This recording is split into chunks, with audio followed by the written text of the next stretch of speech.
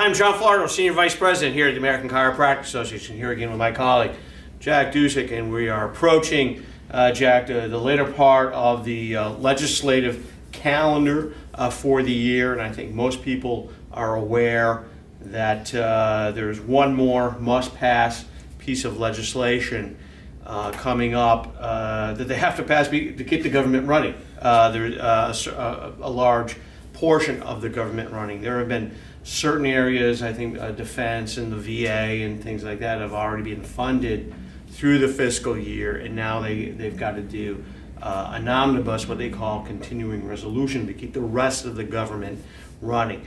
They've got until December 21st, a week from Friday, to get this done. And in the news today, I saw that both the Democrat majority leader,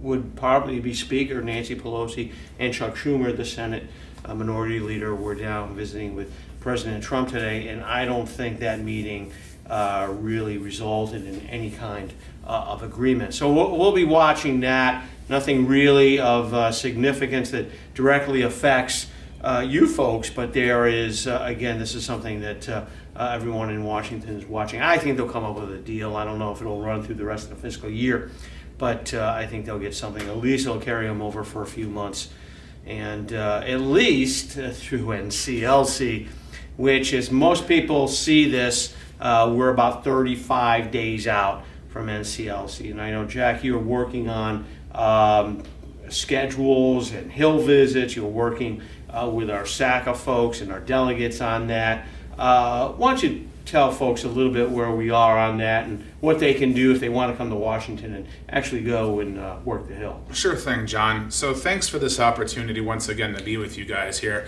You know, this year we were a little bit earlier, so we have a compressed schedule, but we have been making calls. We've been sending word out to the delegates, to members of the HOD. We believe that SACA, they've been contacting folks. They've started that up. And so we are well on our way to be making our appointments. I've heard from some of you guys already. However, I haven't heard from enough of everybody or nearly most of everybody. And so if you're interested in attending NCLC and going to some of the meetings, you should contact your delegate. Information will be made available on how to do so. If you're a state delegate and you have not begun making arrangements to make your appointments, you should begin to do so immediately. If you need any assistance, please give me a hand. I'll be calling a lot of you folks soon. Also, SAC will be available to help you out. We need to have that schedule filled out. I know that there's going to be some questions as to staff and everything else, but we'll have that information coming out regularly as it comes available to us. So please get that out there and into me, and we can keep the ball rolling, get these appointments made. Mm-hmm. Now, I think one thing you've made our delegates especially aware of is the incoming freshmen. I mean, we're going to be in an odd number year, and of course everyone knows about the turnover, especially in the House. And with the House and the Senate, I think we have upwards of about 100 new members that are going to be here. And what you're asking folks, and I think this is the only thing really we can do, is that not to contact those freshmen until the first week in January. They get sworn in on January 3rd. And January 3rd is a Thursday, and that Thursday and Friday is, there's a lot of pomp and circumstance around that, so there's not a lot, you won't have a lot of luck getting into those offices.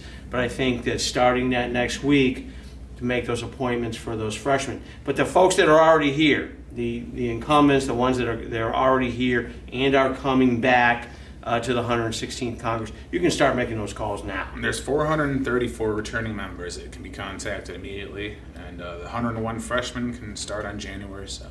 January 7th, 101. I don't remember an NCLC with that many new incoming members. I just, I remember one year maybe we were in the 80s, but 101, we've never been at that number, which gives us a great opportunity that we are one of the first groups in here and that we can make our mark with these 101 freshmen in both the House and the Senate. So it's very important you get here, very important you contact your delegate, and travel with them, get here in Washington and help us lobby on our issues. We're going to have issue briefs ready pretty soon, and so look for those on the NCLC page as well.